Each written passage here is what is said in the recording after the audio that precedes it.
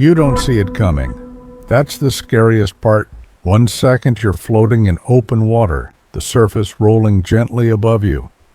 And the next, the ocean disappears. Everything goes dark, not night dark, heavy dark. Water rushes past you, pulling you forward with impossible force. There's no bite, no teeth clamping down, just a sudden, unstoppable suction, like the sea itself decided you were done being part of it. You've been swallowed.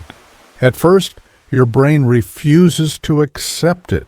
This can't be happening. Whales aren't supposed to eat people. They don't have teeth like sharks. They eat tiny things, plankton, krill. And that's exactly why this feels so wrong. You weren't attacked. You were caught.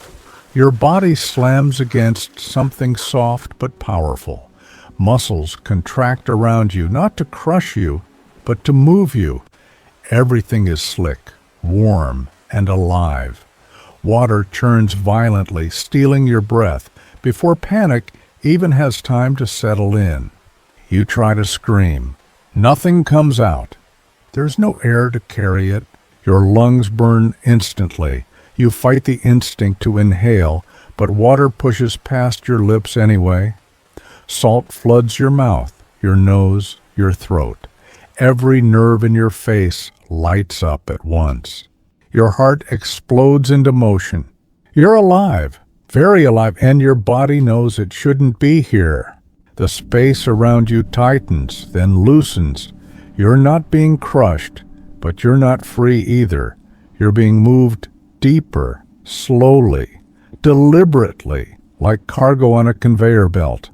Your hands scrape against thick, rubbery walls, not smooth like skin, ridged, grooved, designed to guide, not grab. You realize with a jolt of horror that this isn't the stomach yet. You're still in the throat. Baleen whales don't chew. They don't bite. They filter. Their throats are built to funnel massive amounts of water and food inward, then push water back out. You're not food. You're a mistake. But mistakes don't always get corrected in time. Your body twists as another surge of water rushes past. You're slammed sideways, then forward again. The pressure in your chest builds. Your lungs are screaming for air that doesn't exist here. Seconds stretch unbearably long. Your thoughts fragment. Half of your mind is pure animal panic. The other half is strangely calm, narrating the moment like it doesn't belong to you. It smells organic, warm, salty, like the inside of a living engine. You try to orient yourself, but there's no up or down, just movement. Darkness, force. Then it stops. Suddenly everything goes still. The whale isn't swallowing anymore. It's deciding.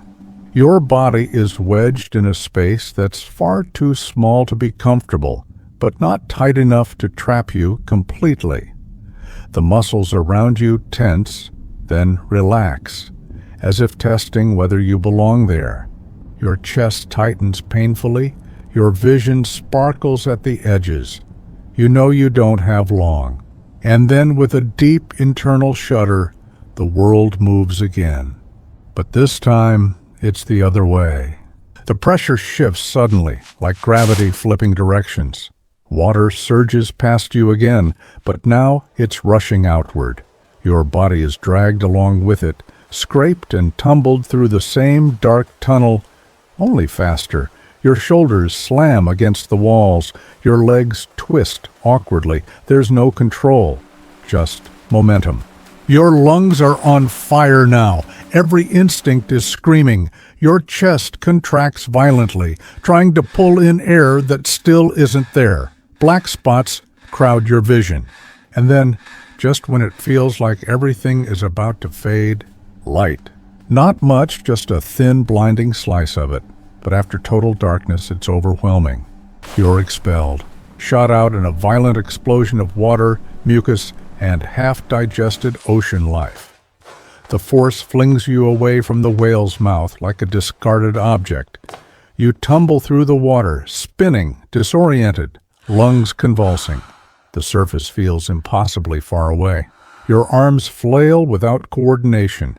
Your muscles are weak, screaming with exhaustion. Your body doesn't care about dignity or fear anymore. It wants air. Only air. Your head breaks the surface. You gasp. It's ugly, loud, desperate. The kind of breath that feels like it might tear your chest open. Salt water pours out of your mouth as you cough uncontrollably, your throat burning, your eyes stinging. You're alive? Barely. The ocean rocks you gently now, like nothing happened. Like it didn't just try to erase you from existence. The sky looks unreal, too big, too bright. Behind you, the whale surfaces. Not dramatically, not like a movie monster, just a massive, calm rise of dark gray skin glistening in the sunlight. It exhales through its blowhole, a deep, thunderous sound that vibrates through your bones. It doesn't look at you. It doesn't need to.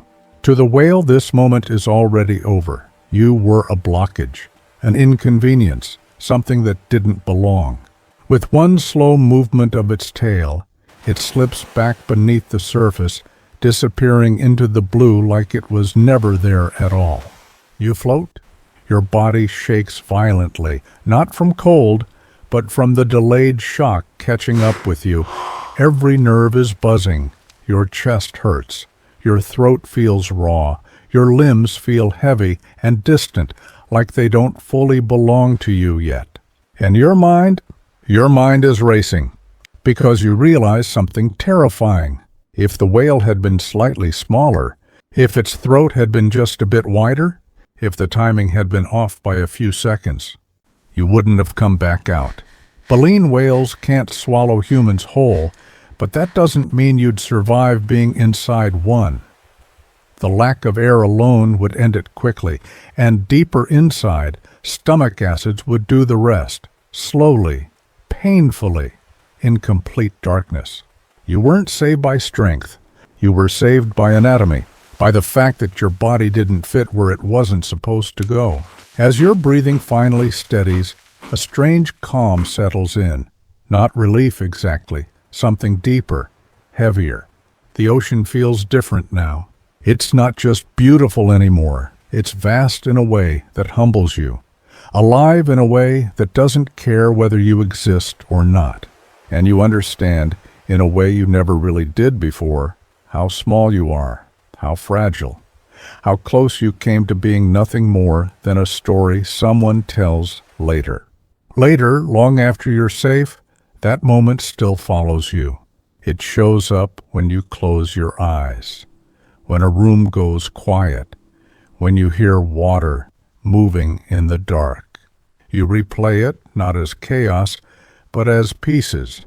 The sudden pull, the silence, the feeling of being somewhere no human was ever meant to be, not attacked, not hunted, just erased from the equation for a few breaths.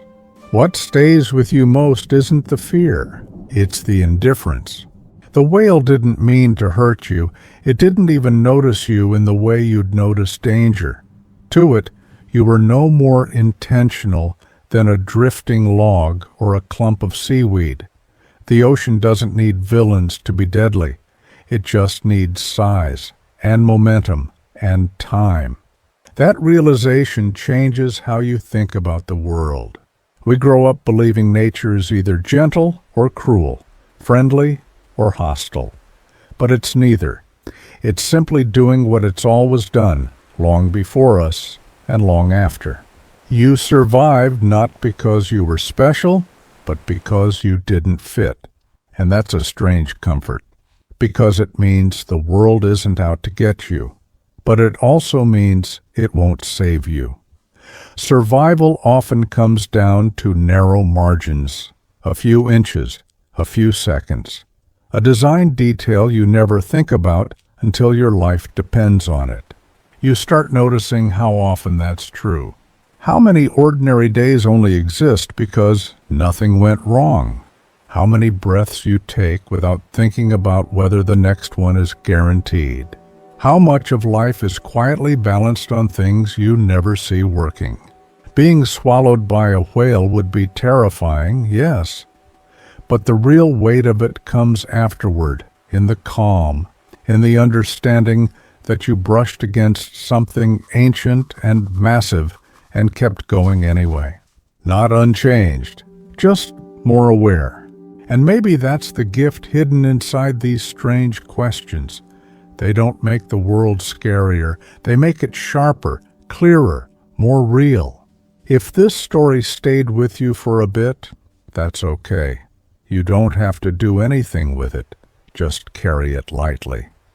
And the next time you're near the ocean, or even just looking at the horizon, you might feel that quiet sense of awe again. And that's enough.